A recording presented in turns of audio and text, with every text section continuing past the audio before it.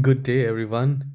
Learn how to check app permission on any app in any Android phone. So, let's say if you want to check the app permission for Facebook, then you just need to press and hold the icon, and you will find something like this. And then we need to click on this circle which has I in it. So, here we need to click on that. And once you click on that, you will have app info, and there we have this permissions. We will click on that, and then you can check which all permissions have been allowed.